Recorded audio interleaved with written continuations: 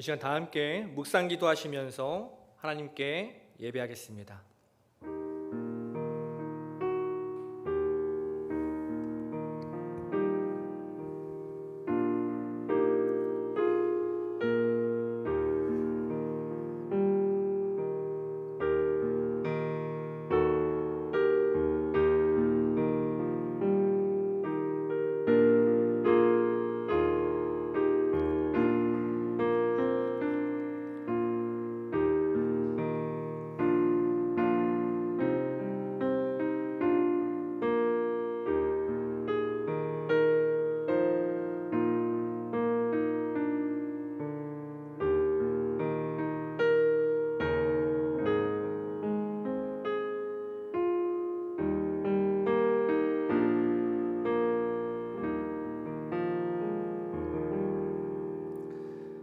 하나님, 귀한 주일을 맞아서 주님 앞에 불러주시니 감사합니다. 이 시간 하나님 앞에 예배합니다. 예배하는 우리의 마음을 붙들어 주시고 예배하는 우리의 믿음을 지켜 주옵소서.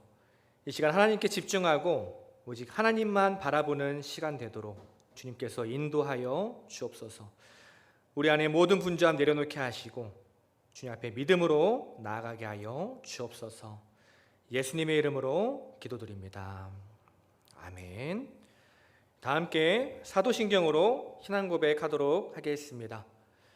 전능하사 천지를 만드신 하나님 아버지를 내가 믿사오며 그 외아들 우리 주 예수 그리스도를 믿사오니 이는 성령으로 잉태하사 동정녀 마리아에게 나시고 본디오 빌라도에게 고난을 받으사 십자가에 못 박혀 죽으시고 장사한 지 사흘 만에 죽은 자 가운데서 다시 살아나시며 하늘에 오르사 전능하신 하나님 우편에 앉아 계시다가 저리로서 산자와 죽은 자를 심판하러 오시리라.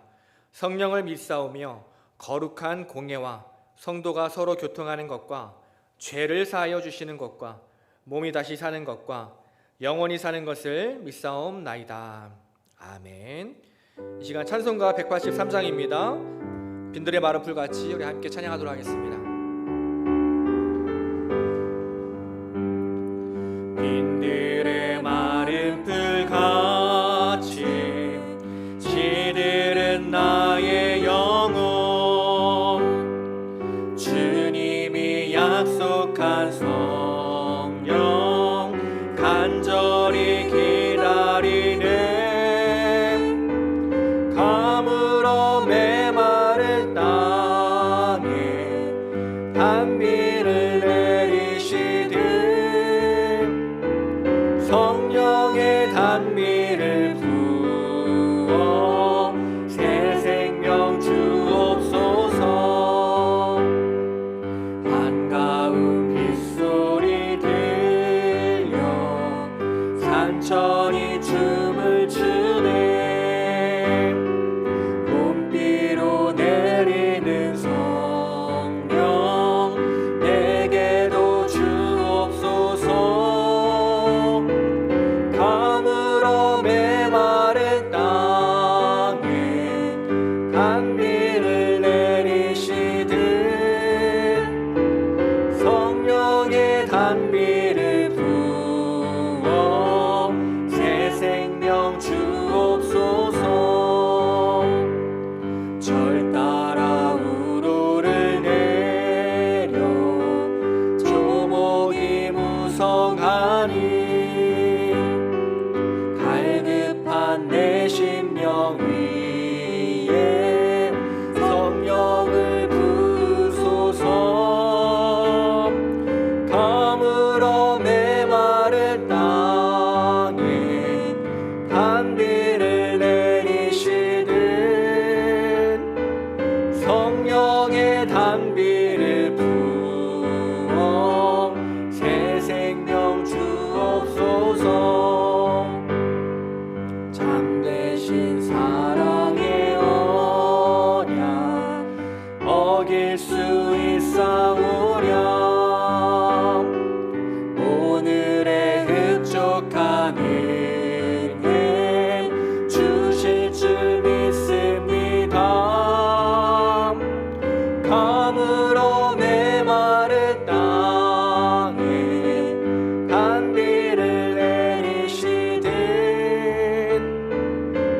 성령의 단비를 부어 새 생명 주옵소서.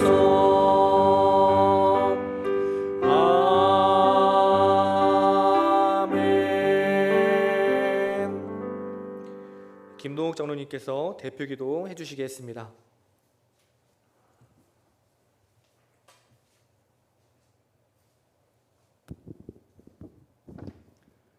살아계신 하나님, 내 영혼이 주를 찬양합니다. 이 시간 주님 앞에 나옵니다. 상한 마음 가지고 나옵니다. 병든 몸을 가지고 나옵니다. 많은 문제 가지고 나옵니다. 내려놓을 수 없어서, 어찌할 수 없어서 그냥 싸들고 나옵니다. 때로는 주 앞에 나오는 것이 한없이 힘들 때도 있습니다. 그러나 주님, 우리를 불러주셔서 감사합니다. 이 시간 주님께 나아올 때 진정한 예배자로 나아가게 하여 주시옵소서. 상한 마음 회복시켜 주시옵소서. 병든 몸을 치유하여 주시고 많은 문제들이 해결되게 하시고 주님과의 영적 소통이 이루어지게 하옵소서. 이 모든 것이 이루어지는 예배를 통해 해결되게 하여 주시옵소서. 믿음이 소통의 열쇠 되게 하시고 각자의 소명을 발견하고 감당하게 하여 주시옵소서. 주님, 언제나 감사를 잊지 않게 도와주시고 주님께 사랑받았사오니 서로 사랑하게 하여 주시옵소서. 위로자가 되게 하여 주시옵소서. 날씨가 너무 무더워졌습니다. 지구가 병들고 있으며 코로나 상황은 더욱 기승을 부리고 있습니다. 그러나 무엇이 주님과 우리 사이를 가로막겠습니까? 주님께서는 언제나 모든 곳에 계시며 우리의 생각의 생각, 마음속의 마음까지 알고 계시오니 언제나 주님의 은혜 가운데 살아감을 고백합니다.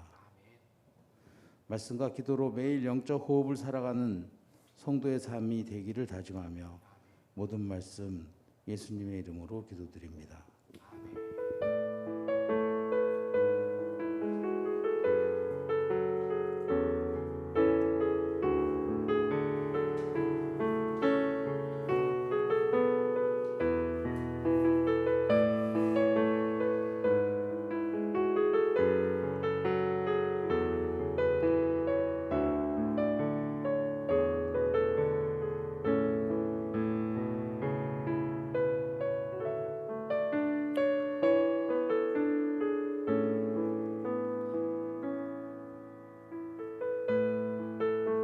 이 시간 하나님 앞에 예물 드리는 시간입니다.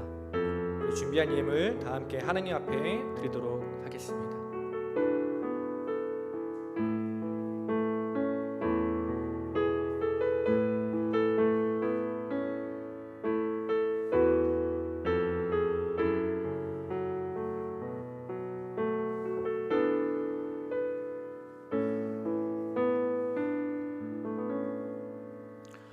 봉헌기도 드리겠습니다. 하나님, 오늘도 하나님 앞에 불러주시고 하나님 앞에 내가 가진 것을 드릴 수 있는 믿음을 허락하여 주셔서 감사합니다. 우리의 모든 삶이 주님께서 허락하신 것입니다. 내 생명과 내 믿음 모두 주님께서 주신 것입니다. 하나님께서 이 모든 것을 주셨다는 믿음으로, 그 믿음을 고백하는 마음으로 날마다 하나님 앞에 올려드리는 주님의 백성 되게 하여 주옵소서. 오늘 드려진 예물들이 쓰이는 곳곳마다 하나님의 사랑이 드러나고 하나님 나라가 확장되는 역사가 있게 하여 주옵소서. 이 땅을 살아가는 우리 성도님들 삶을 붙들어 주셔서 물질로 인해 어려움 당하지 않도록 주님께서 공급하여 주옵소서. 믿음으로 살아가는 믿음의 백성들, 물질이 시험거리가 되지 않도록 우리의 믿음을 날마다 붙들어 주옵소서. 예수님의 이름으로 기도드립니다. 아멘. 네, 교회 소식입니다. 오늘 예배는 각 가정에서 또 온라인으로 드립니다. 예배 후에 또 함께 지난주와 마찬가지로 함께 예배드린 사랑하는 가족들과 말씀 나눔을 진행해 주시면 감사하겠습니다. 정부의 비대면 예배 조치가 또 연장되었습니다. 또 2주 연장돼서 8월 8일까지 연장되었는데요. 그 조치가 끝날 때까지 또 주일 예배 외에 모든 모임을 자제하도록 하겠습니다. 계속해서 사태 추이를 지켜보면서 추가 대응 방안 저희가 모색하고 또 있으면 광고토록 하겠습니다. 모든 성도님들이 우리 주어진 자리에서 하나님께 예배하고 은혜 받을 수 있도록 기도해 주시기 바랍니다. 이 시간 우리 옆에 분과 또 함께 예배드리는 사랑하는 가족들과 함께 인사하도록 하겠습니다. 우리 교회는 힘이 되는 교회입니다. 아멘. 사랑의 교회가 곁에 있습니다. 사랑의 교회가 곁에 있습니다. 마지막으로 눈을 바라보면서 얘기할까요? 제가 힘이 되겠습니다. 제가 힘이 되겠습니다. 아멘. 제가 힘이 되겠습니다. 다 함께 하나님 말씀 보겠습니다. 이 시간 오늘 말씀 베드로후서 1장 12절부터 21절까지 말씀입니다. 베드로후서 1장 12절부터 21절까지의 말씀입니다.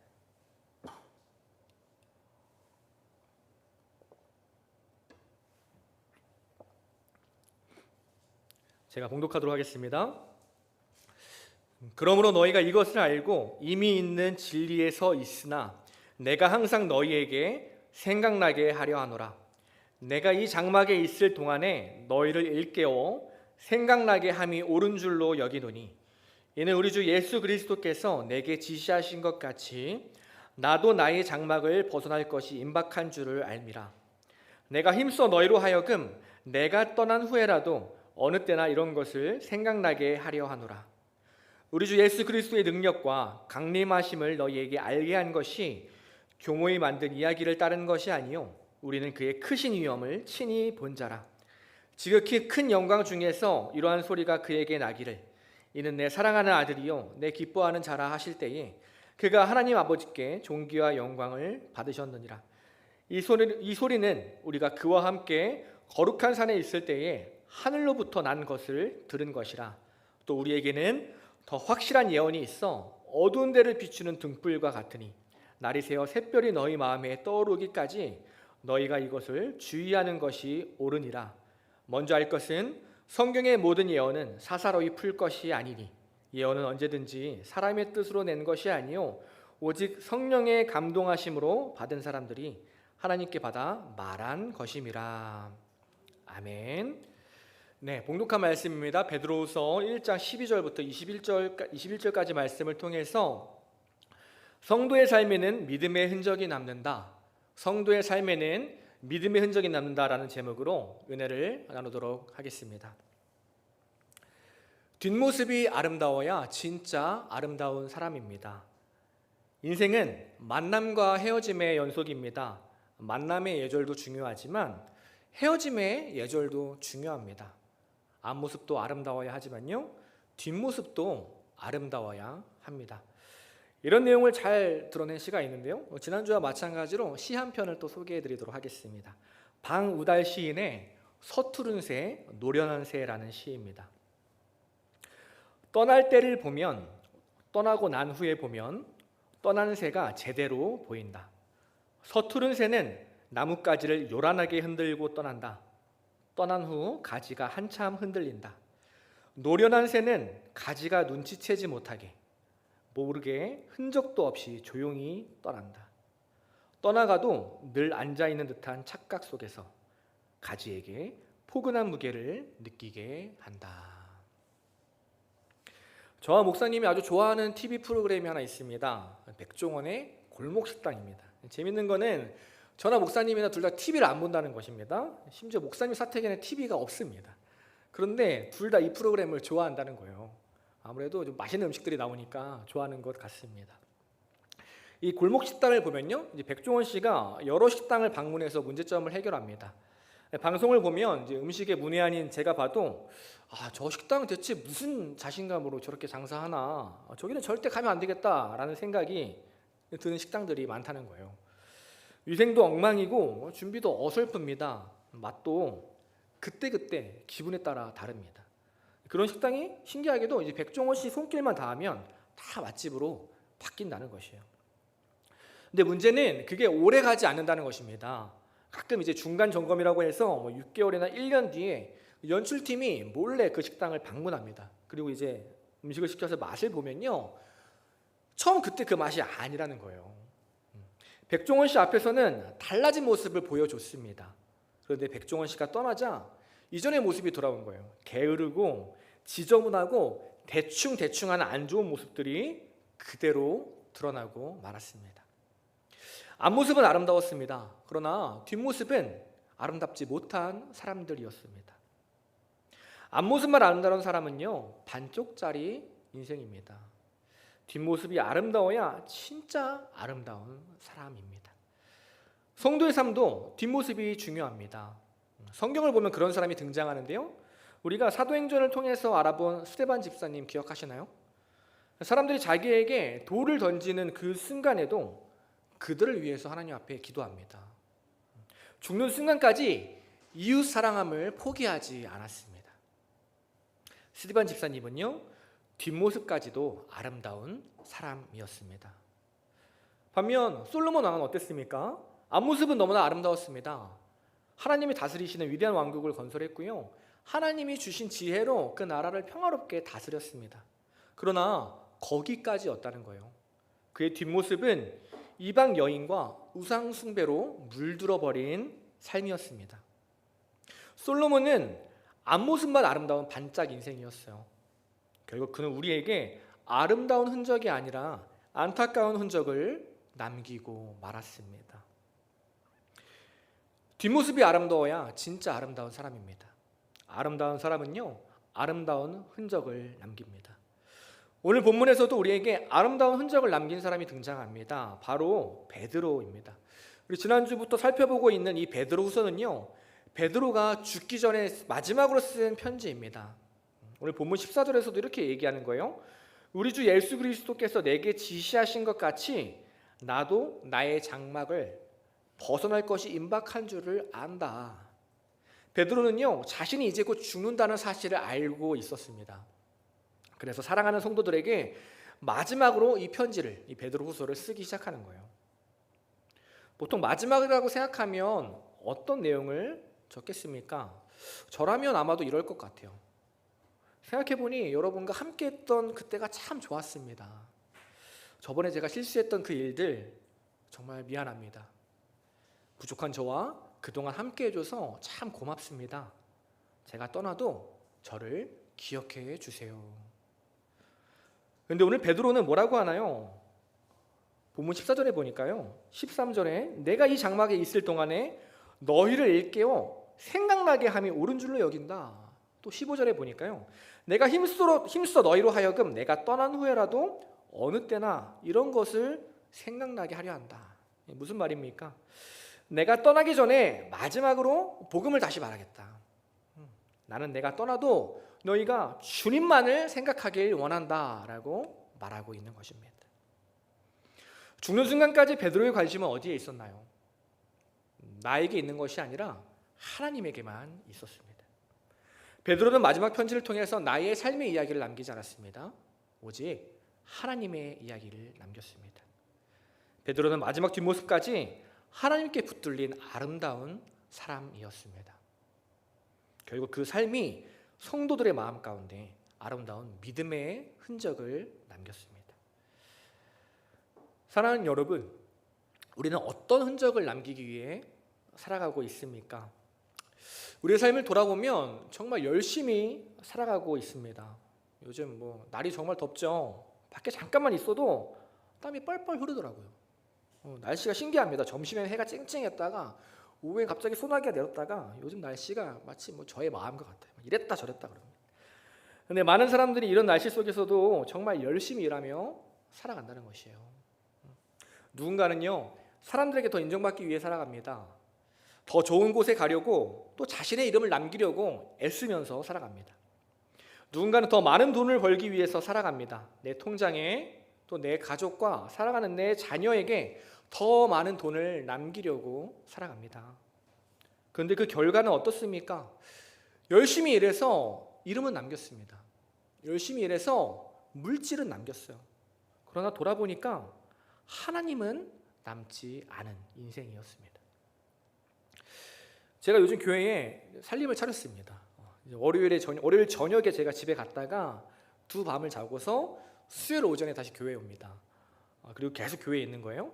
이제 우리 교회에 이제 아시죠? 비대면 예배가 되면 나타나는 재미있는 현상이 하나 있습니다. 이게 뭐냐면 몇몇 성도님들이 이 기간에 살을 쭉 빼고 돌아오십니다. 그래서 비대면 끝나고 보면은 깜짝 놀라게 하는 분들이 있습니다. 새로 오신 분인가 싶은데 아유 성도님이시고 그런 경우가 있죠. 저도 그 흐름에 동참하려고 요즘 열심히 이제 PT를 받으면서 운동을 하고 있습니다. 엄청난 결단을 한 거죠. 제가 교회에 있으면서 열심히 운동하고 뭐 교회 오면 닭가슴살 먹고 뭐 3층에서 책 읽고 또 공부도 하고 설교 준비하고 그렇게 지냅니다. 지난 한 주를 기억하면 정말 열심히 살았던 기억밖에 없어. 제가 안식월에 더 열심히 사는 거 보니까 이제 목사님께서 천천히 오셔도 될 것 같습니다. 그래서 제가 그렇게 한 주를 살고 월요일에 제 삶을 돌아보니까요. 설교를 마치고 이제 월요일에 지난 한 주를 딱 돌아보니까 물음표가 생기더라고요. 열심히 운동하고 열심히 공부하고 열심히 설교 준비해서 건강 남고 지식이 남고 설교는 남았는데 근데 과연 내 삶에 하나님은 남아있는가? 지난 한 주 동안 저를 만나고 저와 대화한 사람들에게 과연 나는 믿음의 흔적을 보여주었는가? 다시 저의 삶에 질문했을 때 저의 대답은요. 부끄럽게도 아니요 였습니다. 앞모습은 그럴듯해 보입니다.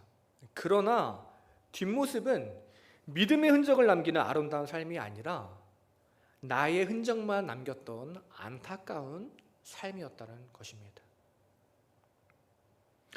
사랑하는 성도 여러분, 우리의 삶에는 지금 어떤 흔적이 남아 있습니까?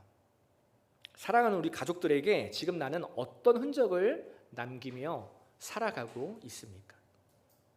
내가 있던 그 자리, 내가 머물렀던 그 자리, 나의 뒷모습에는 하나님이 남아 있습니까?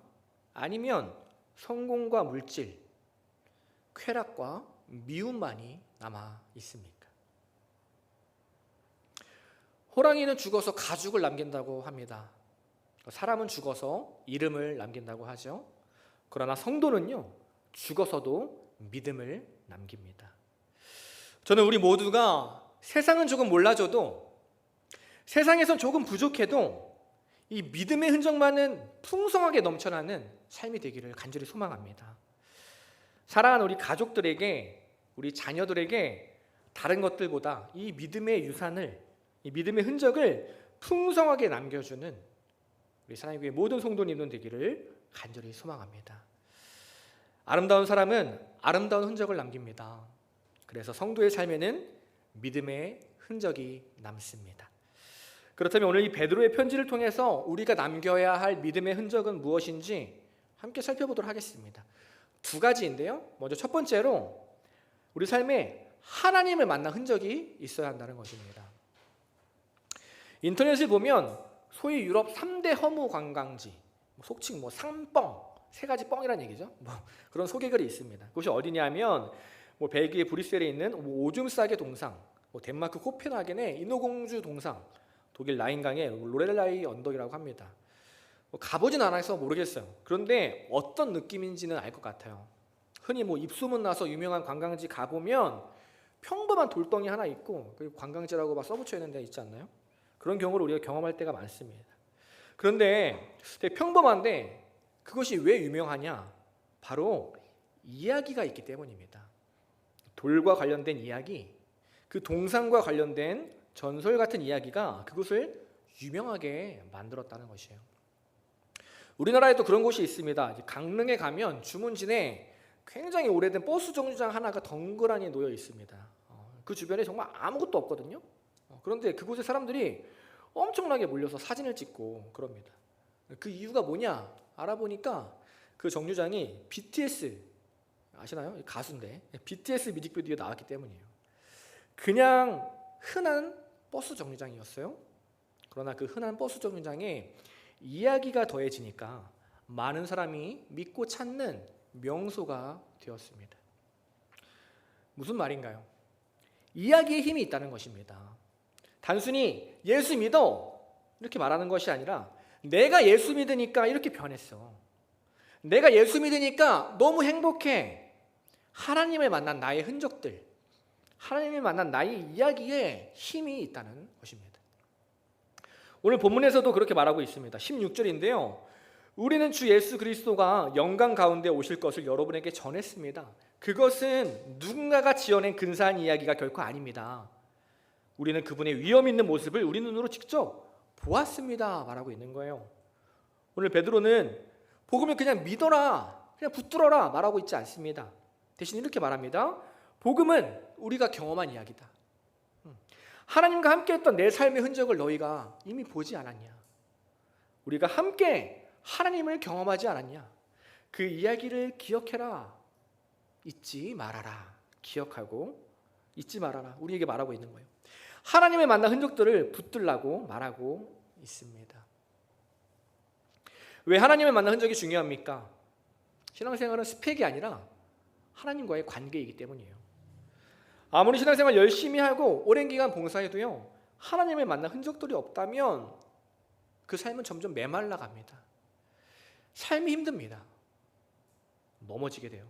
반대로 교회 다닌 지 얼마 안 되고 봉사한 적 없고 내가 헌금을 많이 못한다고 해도요, 내 삶에 하나님을 만난 이야기가 있다면, 하나님을 은혜를 경험한 내 삶의 이야기가 있다면 생명력 있고 아름다운 삶이 된다는 것입니다. 오랜 기간 교회를 다니던 한 청년이 있었습니다. 부모님도 교회를 다니고요, 자신도 어릴 때부터 열심히 봉사를 했습니다. 그런데도 그 삶이 행복하지 않더라는 거예요. 열심히 교회는 다녔는데 자신의 삶은 늘 불행하다고 느꼈습니다. 그런데 청년이요, 어느 순간에 말씀을 듣고 내가 하나님을 믿지 않는다는 걸 깨달았어요. 충격이죠.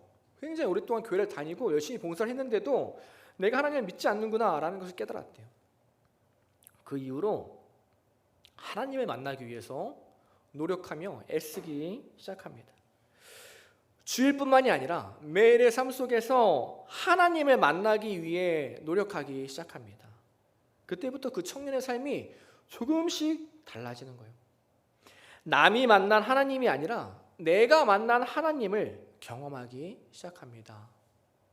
그리고 작은 믿음의 흔적들을 남기기 시작했어요.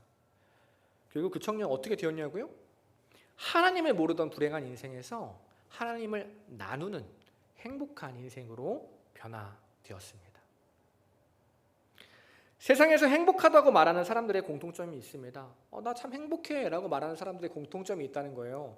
그것이 뭐냐 했더니 나만의 특별한 이야기가 있다는 것입니다. 나만의 이야기가 있는 사람들 자신의 삶을 행복하다 말합니다. 성도가 세상에서 행복하게 살아가는 이유가 무엇입니까? 하나님과 함께했던 자신만의 특별한 이야기가 있기 때문입니다. 하나님 때문에 깊이 고민하고 나의 모든 열정을 들였던 흔적이 있는 사람, 하나님 때문에 눈물 흘리면서 이웃을 사랑했던 흔적이 있는 사람, 하나님과 이웃을 위해서 피 같은 돈 기꺼이 기쁨으로 내놓은 흔적이 있는 사람, 이런 이야기가 있는 사람은 행복한 사람입니다.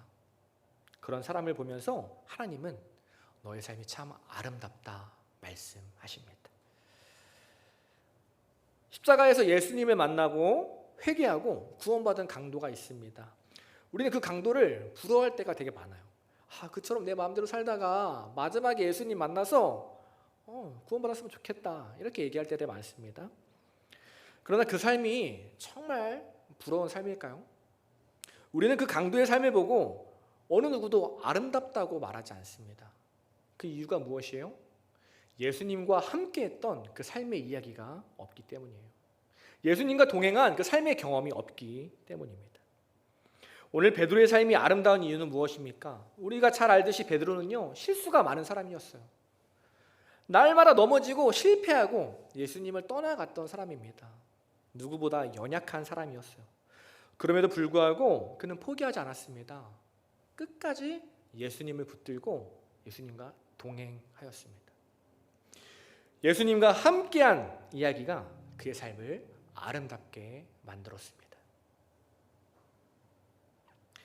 사랑하는 여러분, 하나님과 함께하는 사람은요, 아름다운 사람입니다. 하나님을 만난 이야기가 있는 사람은 행복한 사람입니다. 저와 여러분이 매일의 삶 속에서 하나님을 만난 흔적들을 마음껏 남기며 풍기며 살아가는 믿음의 백성이 되기를 간절히 소망합니다. 두 번째, 다음으로 우리에게 필요한 흔적이 무엇이냐? 바로 매일의 삶 속에서 말씀을 적용한 흔적이 있어야 한다는 것이에요. 첫 번째가 하나님을 만난 흔적이 있어야 한다는 것이었습니다. 그러면 하나님을 만나기 위해서 어떻게 해야 하나 했을 때 말씀을 적용한 흔적들이 내 삶에 있어야 한다 말하는 것이죠. 오늘 본문 19절부터 21절까지 이렇게 말합니다. 어떤 말이냐면 우리에게는 확실한 말씀이 있다. 이 말씀이 우리의 마음을 지켜줄 것이다. 그러니 내 생각 내 뜻대로 살지 말고 말씀 붙들고 살아라. 쉽게 말해서 말씀대로 살아라. 말씀 적용하면서 말씀대로 살아라. 우리에게 말하고 있는 거예요. 인도의 지도자였던 간디가 성경을 읽고 나서 이렇게 이야기했다고 합니다. 당신네 기독교인들은 문명 전체를 날려버릴 다이너마이트만큼 강력한 문서를 가지고 있군요. 세상을 완전히 뒤집어 엎고 전쟁으로 찍힌 이 행성에 평화를 가져올 만한 문서입니다. 하지만 당신들은 그걸 고작 한 조각의 문학 작품인 양 다루고 있습니다. 우리는 성경 말씀을 그저 좋은 문학 작품인 것처럼 여길 때가 너무나 많습니다. 말씀을 들으면, 말씀을 읽으면 내 마음이 편해지고 조금 더 괜찮은 사람이 된 것 같아요. 그리고 그걸로 만족할 때가 많다는 것입니다. 월요일부터는, 아니요, 주일 예배 이후부터는 다시 들은 말씀이 아니라 내 생각, 내 경험 붙들고 살아갑니다. 그러니 삶이 어떻습니까? 혼란스럽죠. 계속해서 힘이 빠집니다. 신앙생활 오래 해도 그 삶이 변하지 않는다는 것입니다. 제가 앞서 운동 이야기를 했습니다. 이제 혼자 운동하는 것이 아니라 사랑하는 김성진 전도사님과 함께 운동하고 있습니다. 재밌죠? 덕소에서 우리 인천에서 장안동으로 와서 운동을 하고 있는 거예요. PT 10회를 끊어서 지금 딱 반을 했습니다. 일주일에 2번, 월요일이랑 이제 목요일에 가고 있어요. 처음에는 이제 운동이 너무 힘든 거예요. 괜찮을 줄 알았는데 한 번도 운동 안 하다가 하니까 너무 힘든 거예요. 힘드니까 하기도 싫고 어차피 이제 운동기구 사용법이랑 이제 자세만 알면 되겠다 싶어서 그러면 나중에라도 혼자서 할 수 있겠다는 생각이 들어가지고 PT 할 때만 나가고 다른 날도 이제 나갈 수 있게 해주셨는데 나가지 않았어요. 근데 그 헬스장에 저희 청년 자매 2명이 또 다니고 있습니다. 누군지 말이 되나? 희정이랑 서연이가 또 같이 다니고 있어요. 이 두 자매는요, 이제 PT는 아니고 헬스장만 끊었어요. 근데 매일같이 나온다는 거예요. 거기 관장님이 저희가 다 같은 교회인 걸 압니다. 제가 또 전도사인 걸 알아요. 그래서 처음에는 이렇게 잘 얘기해 주시다가 한번 큰 마음 먹고 저한테 얘기를 하시는 거예요. 이렇게 말하는 거예요. 비싼 돈 내고 PT 하면서 운동법만 아는 거는 정말 소용없다. 저 여자애를 봐라. 조금 부족해도 매일 나와서 운동한다. 힘이 부족하다는 얘기예요. 매일 나와서 운동한다. 나중에 PT 끝나고 봐라. 너희들보다 저 애들이 훨씬 건강해질 거다. 제가 그 이야기를 듣고 매일 나가기 시작했어요. 무슨 말입니까? 알기만 하는 것은요, 아무 소용없다는 거예요. 그거는 돈 버리는 일이라는 것입니다. 돈 버리고 시간 버리는 일이라는 거예요. 적용해야 한다. 매일 적용한 흔적이 삶에 남아야 변화된다. 이 말하는 거죠. 왜요? 알미 아니라 삶이 중요하기 때문입니다. 건강을 아는 지식이 건강한 삶을 만들지 않습니다. 건강하게 사는 삶이 건강한 삶을 만듭니다. 신앙도 마찬가지입니다. 말씀을 아는 지식이 건강한 신앙을 만들지 않는다는 거예요. 말씀대로 사는 삶이 건강한 신앙을 만들어 갑니다. 2021년 반 이상이 지났습니다. 내 신앙 돌아보니까 어떻습니까? 똑같은 문제에 계속 넘어지고 있지는 않나요?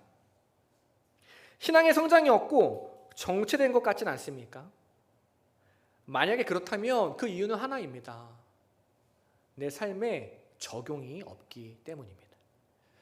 그 사람은 신앙의 근육이 하나도 없는 사람이에요. 겉으로는 건강해 보이지만 영혼은 말라버린 사람인 것이죠. 그러니 계속 작은 문제, 똑같은 문제에 넘어지고 마는 것입니다. 그럼 어떻게 하면 강해집니까? 적용해야죠. 말씀 적용해야죠. 삶의 말씀을 적용한 흔적들이 쌓일 때 우리 신앙에 근육이 붙기 시작하는 거예요. 처음엔 힘듭니다. 저도 처음에 힘들었어요. 코피 나고 막 힘들었어요. 그런데 괜찮다는 거예요. 적용하고 실패해도 괜찮다는 거예요. 부족해도 괜찮습니다. 중요한 건 뭐냐면 포기하지 않는 거예요. 끝까지 계속하는 것입니다. 그 과정을 통해 힘이 붙는다는 거예요. 그러다 보면 결국 지금 내 앞에 있는 문제들 거뜬히 뛰어넘어갈 수 있습니다. 사랑하는 여러분, 그동안 말씀을 즐겨 듣기만 하셨나요? 그렇다면 오늘부터는요, 우리 삶 가운데 이 말씀 한번 적용해보는 시간들이 우리 삶 가운데 생겨나기를 소망합니다. 주일에 잠깐 나누고 끝나는 삶이 아니라 매일 날마다 한 말씀 붙들고 고민하고 살아가면서 주님이라면 어떻게 하셨을까? 다시 한번 그 말씀 붙들고 내 삶에 적용하며 살아가는 믿음의 백성들 되기를 간절히 소망합니다. 마지막으로 제 이야기를 하고 오늘 설교를 마치도록 하겠습니다. 작년에 저희 어머니와 함께 단둘이 제주도로 여행을 떠났습니다. 일정을 소화하다가 한 카페에 들려서 이제 휴식을 취하며 어머니와 대화를 하고 있었습니다. 커피를 마시면서 대화를 하는데 문득 어머니가 저에게 그런 이야기를 하시는 거예요. 아들, 미안해라고 하시는 거예요. 제가 깜짝 놀랐어요. 왜 그러시지? 그러면서 뭐가 미안해요? 왜 그래요 갑자기? 이랬더니 어머니 하신 말씀이 그동안 내가 아들한테 해준 게 별로 없는 것 같아. 더 많이 해주고 싶었는데 그러지 못해서 미안해 라고 얘기를 하는 것이죠. 부모님 마음은 다 비슷한 것 같습니다. 자녀들한테 더 많이 해주지 못해서 늘 미안한 마음이 있으신 것 같아요. 제가 그 말을 듣고 이렇게 말했습니다. 아니에요 엄마, 아니에요. 저는 이미 많은 걸 받았습니다. 제가 어릴 때 엄마가 온 가족의 할아버지의 반대에도 무릅쓰고 교회를 열심히 나갔던 그 모습 저 아직도 기억합니다. 뜨겁게 신앙생활을 하셨던 그 모습 저 아직도 기억하고 있어요. 교회 다니지 않는 저와 아버지를 위해서 눈물로 기도했던 어머니의 뒷모습을 저는 아직도 기억하고 있습니다. 어머니가 보여주셨던 그 모습 덕분에 제가 지금 행복하게 신앙생활하고 있습니다. 성도는 세상에서 가장 아름다운 사람입니다. 성도는요, 세상에서 가장 행복한 사람입니다. 왜냐면요, 하나님이 늘 우리와 함께 하시기 때문입니다. 그래서 성도의 삶에는 믿음의 흔적이 남습니다. 아름다운 흔적들이 남습니다. 그 흔적들이 사랑하는 우리 가족들의 삶을 변화시킬 것입니다. 그 흔적들이 사랑하는 우리 이웃들의 삶을 행복한 삶으로 만들어갈 것입니다. 그리고 무엇보다 나의 삶을 행복한 삶으로 만들어갈 것입니다. 그것을 믿고 날마다 주님과 동행하며 우리 삶의 믿음의 흔적들을, 신앙의 흔적들을 아름답게 새겨나가는 저 여러분, 우리 믿음의 백성 되기를 간절히 소망합니다. 이 시간 그런 마음으로 함께 찬양합니다. 주님이 늘 우리와 함께 하십니다. 그 주님이 함께 할 때 우리 삶은 늘 꽃길이 되고요, 하나님 앞에 예배하는 삶이 될 것입니다. 부신 곳에서 우리 함께 찬양하겠습니다.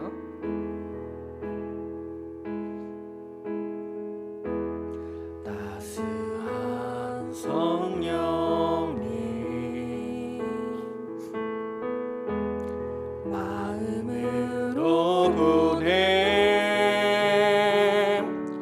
내 몸을 감싸며 주어지는 평안함 만족함을 느끼네. 사랑과 진리의 한적이 빛보내 내 몸을 감싸며 주어지는 평안함 그 사랑을 느끼네. 부르신 곳에서 나는 예배하네. 어떤 상황에도 나는 예배하네.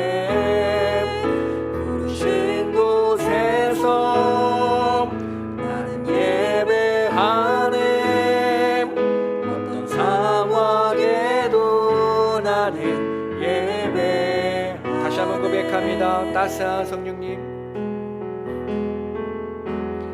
따스한 성령님 늘 우리와 함께 해주십니다. 마음으로 보냄 내 몸을 감싸며 주어지는 평안함 만족한 부르신 곳에서 함께 고백합니다.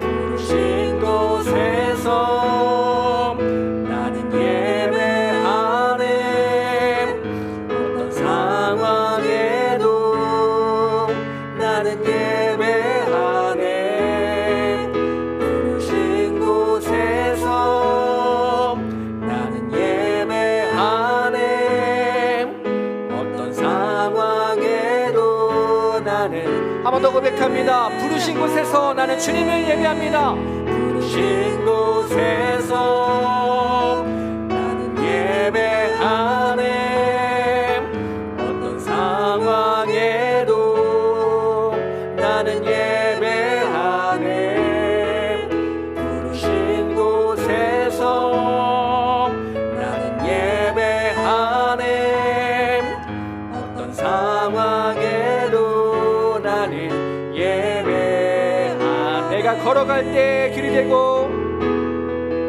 내가 걸어갈 때 길이 되고 살아갈 때 삶이 되는 그곳에서 예배하네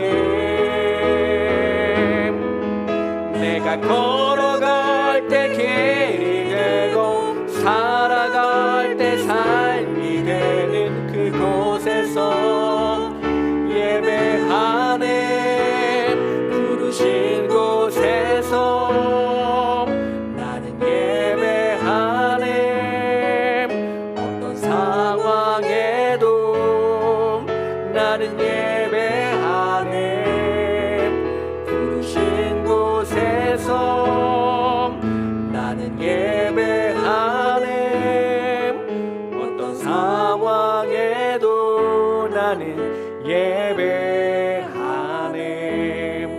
우리 이 시간 함께 기도하길 원합니다. 하나님, 우리의 삶이 하나님을 아는 삶이 아니라 하나님을 만나는 삶이 되길 소망합니다. 말씀을 아는 삶이 그치는 것이 아니라 말씀대로 살아가는 삶이 되기를 소망합니다. 제가 간절히 원하오니 하나님, 우리를 만나 주시옵소서. 우리에게 날마다 말씀하여 주옵소서. 그리하여 매일의 삶 속에서 주님과 동행하는 믿음의 백성들 되게 하여 주시옵소서. 자, 우리 함께 기도하겠습니다. 기도합니다.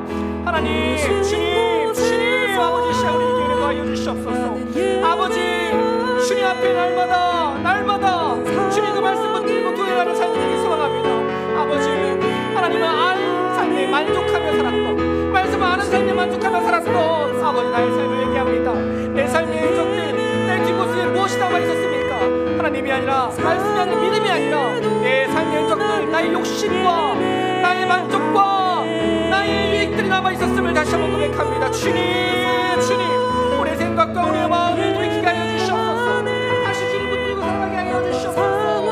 아버지, 날마다 주님과 동행하는 삶 가운데 아름다운 믿음의 흔적을 나누고 살아가는 믿음의 백성 되게 하여 주시옵소서. 그 믿음의 흔적이 쌓여갈 때 아버지, 우리의 삶이 걷게 될 것입니다. 우리의 삶이 아름답게 변화될 것입니다.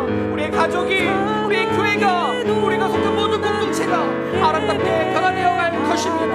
아버지, 주여 주님을 아는 인생 되게 하여 주시옵소서. 매일 삶 속에서 주님과 함께한 이야기들이 쌓여가게 하여 주시옵소서. 말씀을 적용하며 힘들고 아버지 아프고 쓰리지만 말씀을 적용하며 신앙의 균형이 튀어나가는 삶 되게 하여 주시고, 그 삶을 통해서 내 앞에 있는 문제, 이 지긋지긋한 문제들 결국 이겨내는 행복한 삶, 주님 안에 답을 얻고 나아가는 삶 되게 하여 주시옵소서. 아버지, 주님 우리에게 그 말씀 주시면 감사합니다. 아버지, 주여 우리를 아름답다 불러주시니 감사합니다. 우리 삶을 행복한 삶으로 만들어주시니 감사합니다. 주님과 함께하기 때문에 우리 삶은 아름다운 삶입니다. 주님과 함께하기 때문에 행복한 삶입니다. 주님, 우리와 함께하여 주시옵소서. 날마다 주님 예배하는 삶 되게 하여 주시옵소서. 아버지, 감사합니다. 주여, 우리를 불러주시옵소서.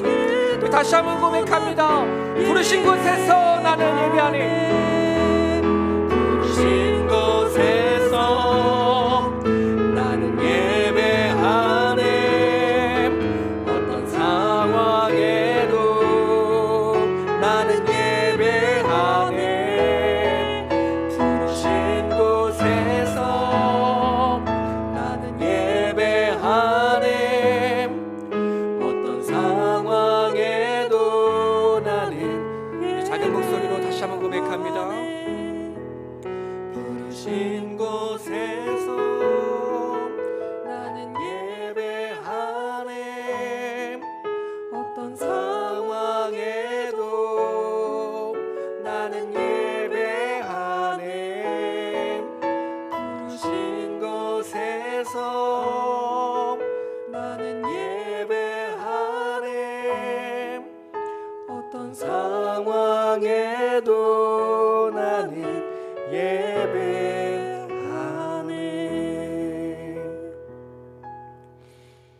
하나님, 내 삶을 돌아보니 하나님을 드러내는 삶이 아니라 나 자신만을 드러내는 삶이었습니다.